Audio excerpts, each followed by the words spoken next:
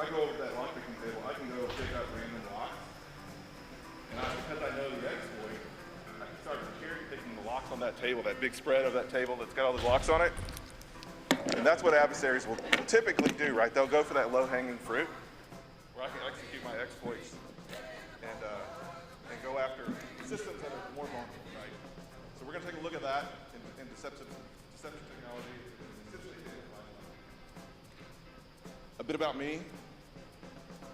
My name's Damien Tijerina. I'm a systems engineer at Fortinet. I serve the Houston market here, so I'm local field SE for Houston. Prior to my tenure at Fortinet, I was working in municipal government, doing essentially protecting and maintaining public safety networks and everything that goes kind of with that environment. Clean water systems, so a little bit of OT, IoT experience when it comes to protecting those types of networks for clean water delivery and that sort of thing. But I've been a nerd my whole life. Found my new home, which is DEF CON. Went to DEF CON this year for the first time. It's super exciting because it was really my people. I took some pictures. That's what I threw up there. That's what I'm passionate about. I've been hacking on stuff since I was like a child, right? My first computer systems and things like that. I've been working, like many of us, been just do this on the side and do this anyway. So, yeah, went to DEF CON, super excited. I was actually participating in the wall of sheep, putting some credentials up on the wall there of people that were using clear text protocols to authenticate. So that was fun, and a ham radio operator, do some creative stuff with SDR and RF and stuff. So, but I've been doing it my whole life, and I'm a hacker in I guess the old sense of the word, where I like to take things apart, manipulating, make them do things that they're not designed to do, that sort of thing. So definitely not a red teamer. I wouldn't call myself that. But we will talk a little bit about red team strategies and things to look out for when we're designing deception systems for enterprise class networks, right? So it's a little bit more involved than one might think. So a bit about deception for those that may not be familiar. Essentially, we're creating a fake story for our adversaries to interact with, right? We're going to do several different tactics, and that could involve decoys, which a lot of people are familiar with honeypots and those sorts of technologies where we just park a VM in a DMZ, or we park it in a critical area of our network, and we hope that someone will engage with that. The likelihood is they're not going to, right? We get lucky if they do. So let's expand that into more of an enterprise class system where we're leveraging lures, network traffic, and some breadcrumbs, even inside some production systems, to give them something to interact with, instead of just some virtual machine kind of sitting off to the side. So, why are we doing this? This is to turn the tide of our adversary. So, I think we probably all heard this. We've got to be right as the blue team. We've got to be right 100% of the time, and they only have to be right once. So we're going to turn that against them, right? We turn that tide against them to where they have to be right 100% of the time, and we only have to be right the one time, because they're going to engage in an asset, and there's a high likelihood that they're going to engage in an asset. It's going to trip off to the SOC team and let them know, right? So when that does happen, we're going to have a very meaningful, actionable alert, right? When someone engages with a decoy or with a lure, we know with a high degree of certainty that we're going to have a high fidelity alert that we can use as a part of an incident response process, right? So that's kind of the real benefit here, is that we know that we're separating the signal from the noise when it comes to this, when it comes to incident response. See if we can get them to engage with it. The next thing we want to do is we want to reduce dwell time. I was reading a report from Damien, and I think the dwell time's down to like 16 days now, which honestly, if I've got an adversary in my network for 60 days, I'm going to be pretty worried about it. I mean, the fact that anyone's there at all is pretty scary to me. So if we can get that time down even further, that's essentially it's another layer that can help with that. So we want to cause confusion. We want them to get mixed up in various systems, think that they're production and think that they're that they can interact with them. So causing confusion. I kind of use the analogy of put them in a corn maze. It's fall time, so put them in a corn maze, let them spin around, maybe even watch what they're doing, right? take some of the actions and just interpret that, and then maybe feed that into an IOC, feed it into your SIM or SOAR product. You may or may not take action against them. You may let them spin around a little bit and figure out what they're trying to go after. So, causing confusion. Another good reason why you might want to have a deception system.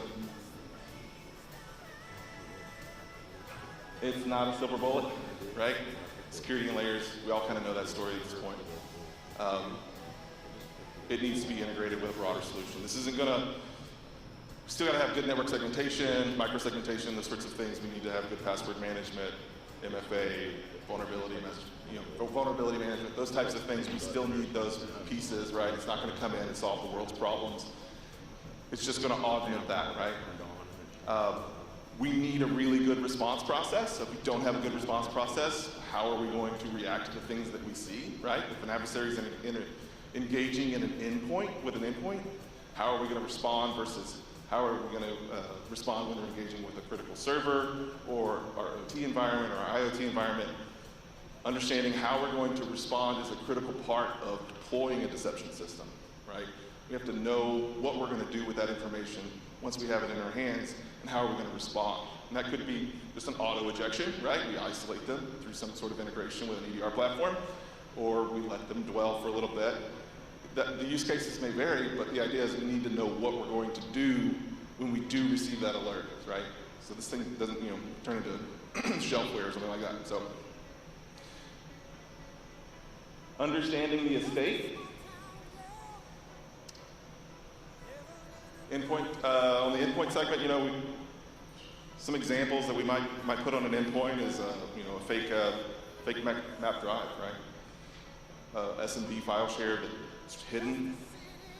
Ransomware goes after it, hits the hidden file share, and then we auto isolate through some integration with another platform. IT server segment. Typically we'll run like decoys, maybe drop some lures on production servers that would rerun them back to our decoys, right? So maybe it could be SMB as well. It could be other documents or things like that we plant on production servers to protect those. We may put decoys there as well, but I think and what we'll talk about here in a minute is kind of the differences of the deployment methodologies on how we can protect those server segments a little bit differently. So, network devices, put in some Cisco routers, some Cisco switches, as decoys in your management network. Get them to engage with those. Put them on the SNMP public, right? That's a juicy little win right there. They want to get some information about an asset. Put your decoys out there, let them pull some information about it so they can engage with it. IoT and OT. There we're typically dealing with passive technology, right? We can't put a full-featured agent on these devices, as we know. So, when you get an OT, it's even more sensitive. So, if we can put decoys there, ones that look more enticing, that have known vulnerabilities, maybe we can entice them. And so this works well as a compensating control, since we can't push agents and things like that to those types of devices. So. Data repository, we talked a little bit about that, spinning up an SMB share or a Samba share and doing those sorts of things on the server side or on the workstation side. We could even put some files there, maybe create some fictitious folders in a hidden share and put some documents for them to interact with. Maybe even put a DLP rule on our firewall that detects when those we're trying in the exfiltration stage. Put some DLP rules around our decoys so if we see those leaving the environment, we're aware of it, right? Application side,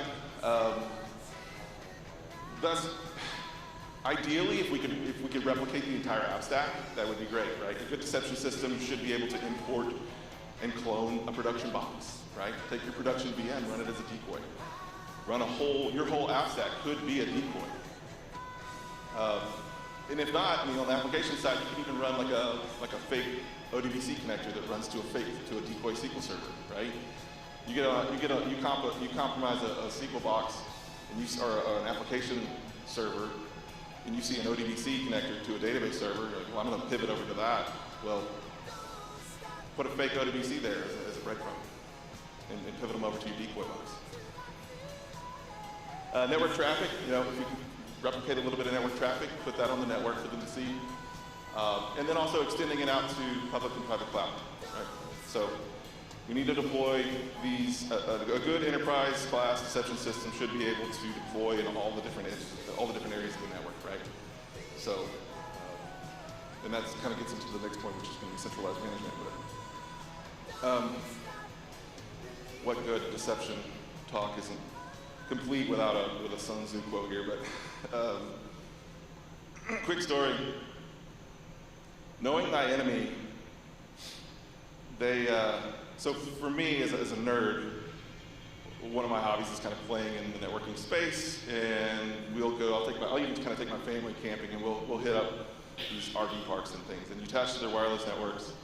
First thing I'm going to do is scan it, right? Scan the Airbnb that you're staying in, find the cameras that are there, make sure that you were aware of all of them, those sorts of things. That's a very loud activity, right? I'm going to engage, I got something, one of these little flipper boxes, right? I take a flipper, start scanning their networks. Deception is going to, a SOC team is going to find that, right? They're going to see me scanning a guest network, and they probably don't care, unless, of course, production systems have been attached to that guest network, and that's a whole other story. But you know, finding camera systems and things like that, I've done a little bit of scanning. It hasn't really crossed any boundaries there, but other than scanning, just like we take, for example, like a serious adversary, right? I think it was when Sandworm hit Ukraine. This was a while back. This was in 2014 or 2015. It was before the NotPetya stuff, but when they engaged Ukraine, they essentially compromised their OT network, specifically an HMI interface, and then they took over the operator consoles, right? They took over the operator consoles through it was a spear phishing attack to get in, and then they reverse engineered the UPS system. Once they got in there, they shut the power off to some of those boxes that the operators were using, and then they used the HMI to shut down a bunch of power distribution plants. It was actually part of a kinetic attack the Russians were doing against Ukraine. So those types of folks that are engaging with us, they're not going to come in loud, right? They're going to come in quiet. They're going to have different tactics that we need to figure out how we're going to deal with, because they're not going to come in with, like me and scan and loud with an in-map scan or something like that. So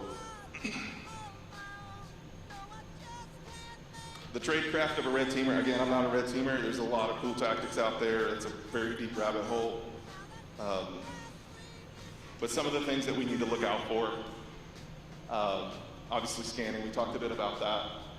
DNS enumeration. Of course, we can put our decoys out there. We can create a bunch of false DNS records and point it to our decoys, but as soon as you do that, right, as soon as you do that and you see a bunch of DNS names all pointing to the same IP address, the game's up, right?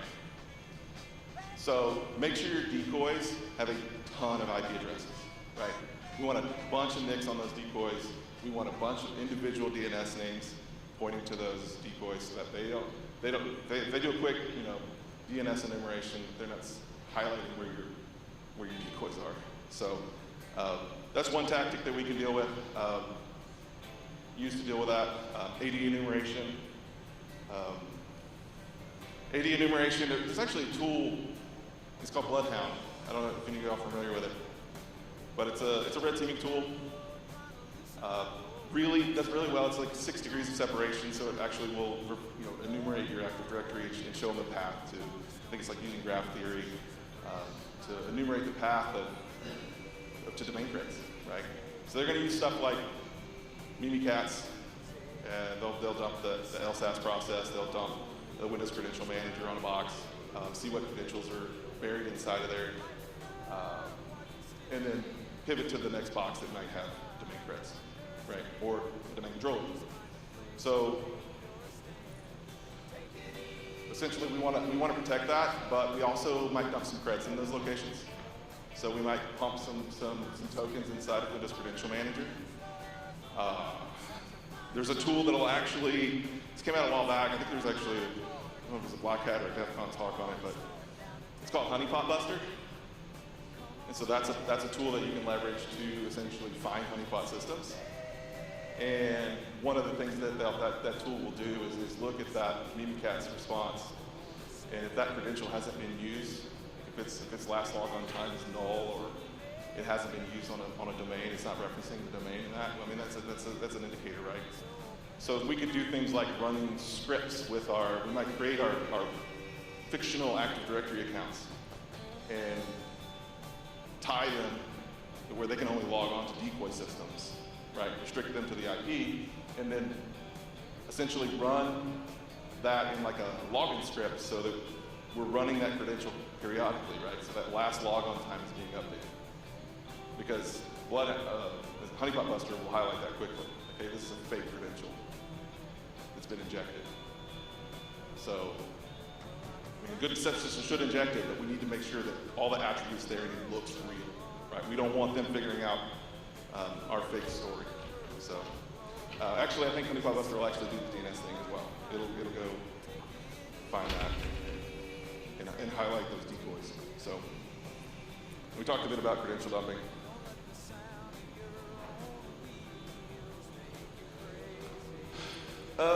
So low, medium, and high interaction decoys. Give you quick examples of what you should look for here. So low interaction is kind of what it sounds like. It's a box that might have a service exposed, but when you interact with it, maybe an FTP or telnet just falls on its face. Maybe it doesn't even respond correctly. Medium's going to have something, we'll look at one here in a little bit, like a PLC or something. Doesn't have a full-featured operating system, but will respond, right? You tell that to it, maybe do an SNMP query, it responds. It's a little bit of interaction coming from it, but it's not a full-featured operating system. And you can probably see where I'm going next, which is high interaction decoys. That's full-featured operating system. So you could put, again, your app stack together, your Windows boxes, Ubuntu boxes, Linux boxes, whatever you have. Put those decoys there. I will say a caveat though, make sure those are resetting, because if we get an adversary on one, they drop their tool set on it, we don't want them to execute anything from that tool set. So you should have a means to reset those decoys if a compromise occurs, if it detects, to have them auto reset, so that way they're not sitting there with useful tools that they can start pivoting to other systems with. So resetting the decoys is an important thing when you're dealing with high interaction, because it is a full-featured operating system. We talked about lures and tokens. I don't know if there's too much more to talk about there, really. You know, pumping credentials into LSASS in Windows Credential Manager, or putting the desktop. You know, we have a thing called Honey Docs, where we'll just drop documentation and enticing documents inside of production servers or even on the decoy system. So the light stack for the full stack concept is kind of what I'm describing here. So a lot of folks will go kind of light stack initially, and they'll say, well, I'll put a few decoys, we'll put a few breadcrumbs, we don't really go full. Full stack concept is really getting all production systems across all of the estate involved, right? We'll put switches in the management network. We put essentially 100% deployment of all of our lures on all of our production systems. We'll have some sort of engagement that points them back to the decoy system. So that's the full stack concept. There's a lot of work there. Hopefully you don't have to put an agent and you can just run like a script that drops these things in here. I know that's what we do. So you don't have to put another agent on these systems, but essentially getting that full stack coverage, because again, we want them to trigger on this stuff. So, and the only way we can really ensure that is to have a lot of coverage. So we'll also need a centralized management. So if we're going to drop this stuff in cloud, we're going to drop decoys in the various networks. We need all that to kind of funnel back for several reasons, right? So just the general management of the system, but then also the threat analysis piece, right? We need to be able to analyze this, export the IOC if we need to. Essentially, we need a centralized area where we can easily deploy decoys and essentially do the threat investigation. The dynamic decoy deployment, that's something that's very interesting to me. So essentially what we're talking about there is the ability to deploy decoys as the network changes, right? So if we can detect, we're already detecting traffic and seeing what's going on in that environment. So if we can, passively detect if new things are added, the deception system could add decoys to the environment, or at least suggest, right? So we have an auto deployment in ours, but essentially it can go scan the network periodically, say the network has changed, we've got different devices. It can actually auto deploy decoys to that environment, to that new network, or the existing network that may have changed. So And then third-party integration. So, the commercial is a little bit better than the open source community. So, integration with things like your EDR platforms. We have some unique tech around our security fabric and how we can isolate systems, but essentially we need third-party integration, whether that's to a SIEM product, a SOAR product, whatever our incident responders are using. We actually have integration with sandbox technology, so if they're downloading a payload and it's just not known yet, we can actually run it through sandbox and we'll do some behavioral analysis on that. It doesn't have to be our sandbox. In ours, we have support like Cuckoo Sandbox as well. And we'll even run it through virus totals and those. But we need integration there. We also need to think about how we're going to respond differently to different assets. So we might not auto-isolate on certain systems, and we may isolate on all. So and having various integration in the different with those different tools is kind of important to a enterprise class deception system. All right. They say never do live demos. So we're going to do one today. It's because it's a con. That's what we do. So give me just a second here. Let me see.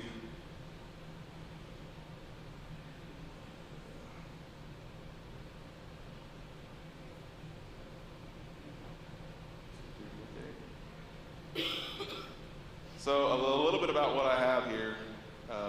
Just leave that there for a second. So I don't know if any of you have seen this yet. It's been floating around. I had a couple people stop me and want to talk about it just because it's just this wild-looking box with antennas coming out of it. So what I have here beside me is essentially one of our firewalls, a switch. This is all DIN rail mounted DC power supply in here. So this is kind of like an OT play right here. I've got an access point that's being powered from the switch that's in the box, and my outdoor AP is here in the back. But so this is my little stack of my little security stack. I actually just used it because my internet service went out of my house, and I actually had to use it for work one day. But it's just a little portable unit, and it actually connects over LTE. It's got AT&T service on it right now. But so I've got that, and then this is our ruggedized deception unit that I'm going to use. We're going to look at some decoys on here real quick, and so that's my Deceptor. It's actually ruggedized for for deployment in harsh environments. We have some others, but essentially, that's what we're logging into, and that's what all this stuff is. All right. I think I'm going a little faster, guys. So let's see. We'll stop on a PLC. So PLC, some will have web interfaces, some may not. I've interacted with them kind of in both ways. It kind of shows better. You can run Modbus commands against them, interact with them. I've changed coils and Modbus manipulation is pretty easy to do at this point. But this is they can click through this, and anything that I click here, even the fact that I went to it, is going to start building out an analysis of what's going on, what I clicked on, what I looked at. So that's an example of a little PLC. I would say there's probably like a medium interaction, right? There's not a whole lot we can do here. I do have a medical imaging. Oh, I need to log in. Hang on.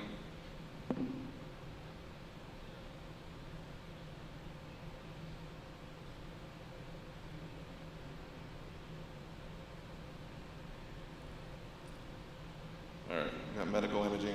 Let's see. So it's a web app, right, that we can interact with. Again, it's a decoy, it's hosting a web interface and a database backend here. So we can click through it, and this might be enticing, right? We've got medical data here. We had a pretty basic login. They may have comped their credentials, right, through some other box. And we keep diving down through here. It's actually there's an image here. Preview. So yeah, I'm no medical expert. I'm not really even sure what that is, but obviously a medical image. So there is some data back here for them to interact with, right? They think they're getting stuff. So they may spend some time here. This is kind of causing confusion. Let them spin around in here and think they're getting some data. It's all fake, right?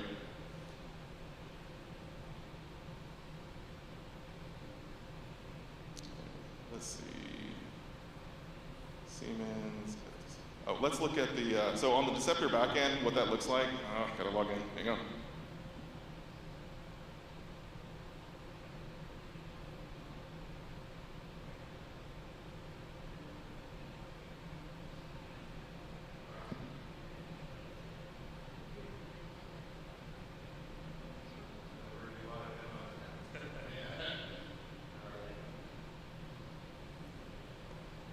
I'm not going to dive into this, because this is very unique to kind of Fortinet, but this will give you an idea of kind of what's going on the back end. So we've got a quick analysis of what's, of essentially those interactions that I did with that web interface. So you can see that I've got the username, the attacked user here, which was Echo. And then we've got essentially a chain of events. So it's building that out, but we can see the attacker's IP address and credentials. We can see some MITRE. I have the MITRE ICS enabled on this box, so it's making some references to that. And then we can get down into the GET requests. So we can see the HTTP GET requests and everywhere they went, right? We could drill down through this and figure out every page that I clicked on, every link that I clicked on through those GET requests and figure out where are they going, what is this adversary's goal, what are they trying to achieve, what information are they looking at, right? We may let them dwell in here a little bit and try to figure out what they're after.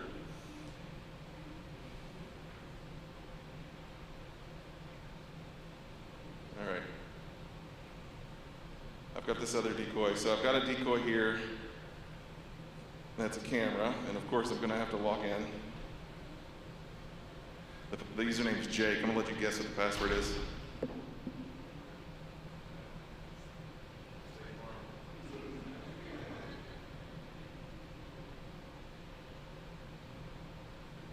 So with this one, actually, I have a ring. I had to capture imagery off my Ring camera, but because I needed MP4s, and so this is actually just coming from some exports that I did off one of my Ring cameras at the front door. So you can actually upload several different videos, and they'll just loop through the different cameras with this decoy. So that's fun. You create your own, right? Create your own loops. Maybe it's for outside of the building or whatever. So that's what that is, and there's really nothing interesting there. I think there's a little spider there moving around, but I've got several different cameras, right? I've got 8 different cameras that I've uploaded loops to. And if we watch really carefully here, let me see. I think we might catch a hacker. Look at there. We got him. He's got a flipper. We caught a hacker in our so anyways, that was fun.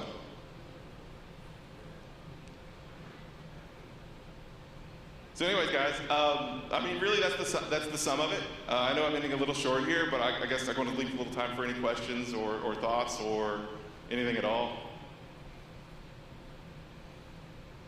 Yes, sir.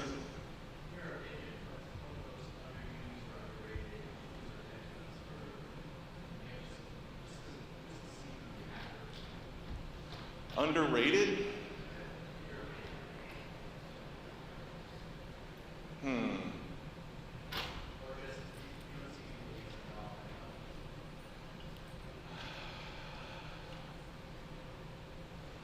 To just cause confusion, really?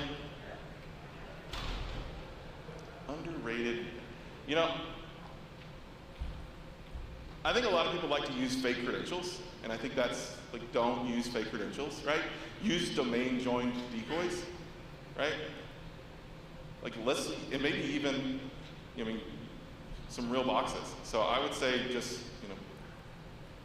make sure you're using real stuff. These guys are slick, and again, I'm not a red teamer. They're smart individuals, and they're gonna know, and they're gonna find they're gonna find this. They're gonna figure out you have a decoy system pretty quickly if you're not careful with your deployment. So make sure, I mentioned some of the things, do your homework, understand how Bloodhound works, understand how Honeypot Buster definitely works, and what they're going to use against you. I'm sure there's some tools that the red teamers have even gone beyond that at this point.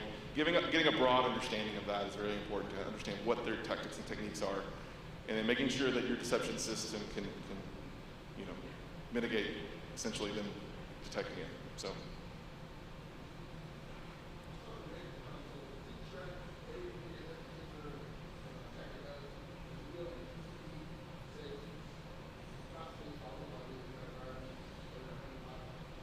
Yeah, so there's a username tied to it, right? And we can see the source IP address, so we could essentially filter that out, say everything that came from this source. We would also want to look if they pivoted, right? So we would see what other destinations did they try to access. Deception may not catch something if they didn't try to hit a decoy, right? But if we can catch that network traffic elsewhere, again, it's not a silver bullet, right? So we got to use it in the broader sense of our incident response and understand where that adversary went next and make sure that we capture it.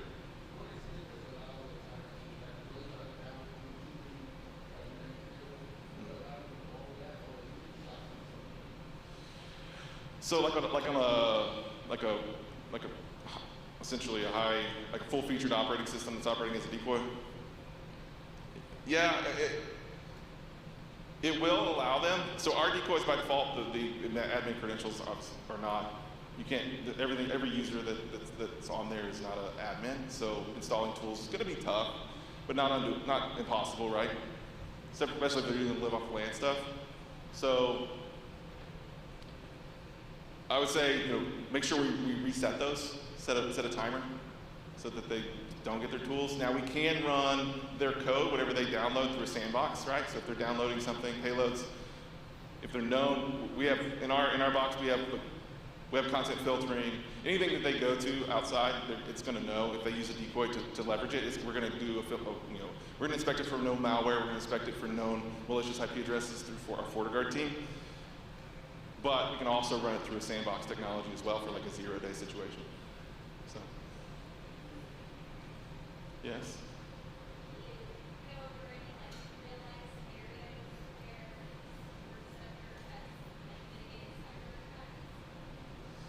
Real life scenarios. I'm sure there are some. I'm just not involved in an incident response organization. I'd have to look that up, to be honest, to know if I can run into any real situations. I just don't work in the space, right? Again, I'm in the pre-sales side at Fortinet, so I'm not, I would say, an incident responder. Those guys are really smart. But what's up? These are my hecklers, y'all, if y'all didn't know.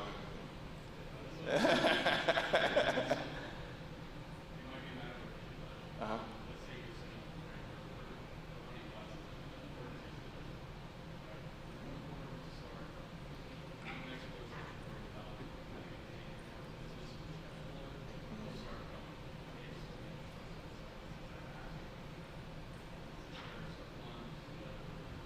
Oh, like protect from a particular exploit?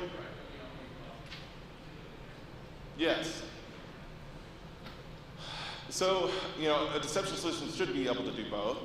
We have a way what's called outbreak detection. So we can, based upon like a log4j, IOC or something like that, we can deploy decoys that are vulnerable on the fly. So our outbreak team with FortiGuard will actually pre-build stuff that's common, and so you can deploy those quickly.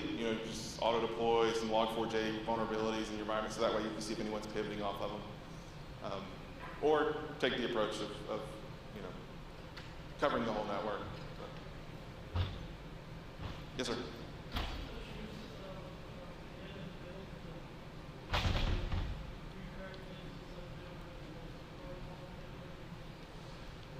I mean, I know that's a thing, right? There's a lot of tools out there to do like ARP spoofing and reroute traffic through it. I mean, that's how you would do like, find the domain controller through like a printer or something like that, right?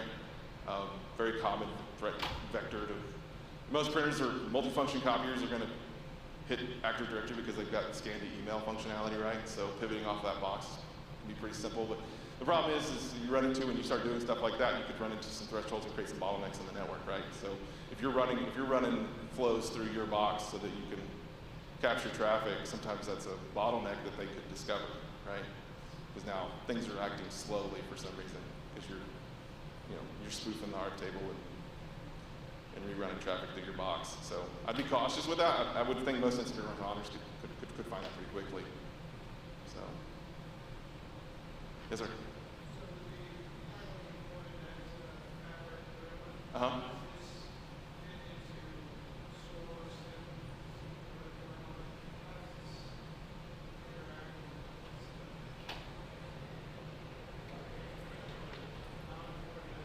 Mm-hmm.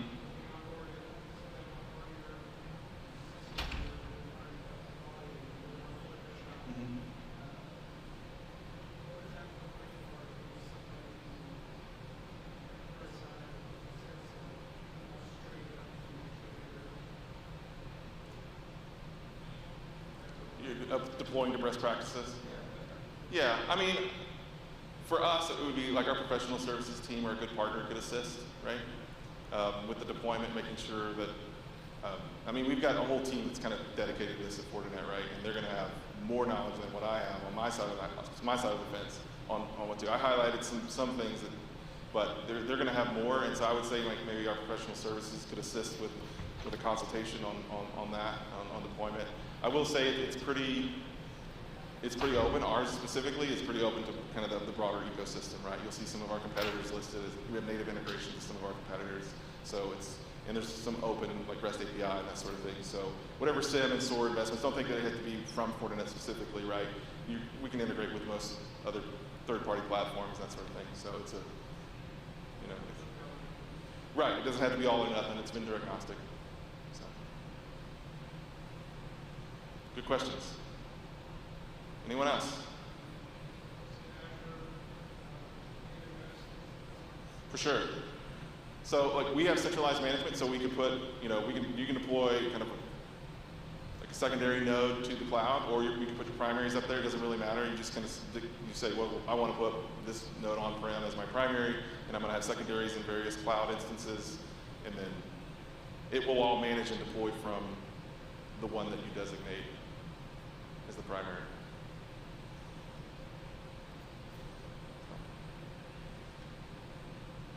Cool. What? I'm getting hand signals from my account manager over here. Anyways, hey guys, appreciate it. It's been fun. Thanks for engaging with me a little bit.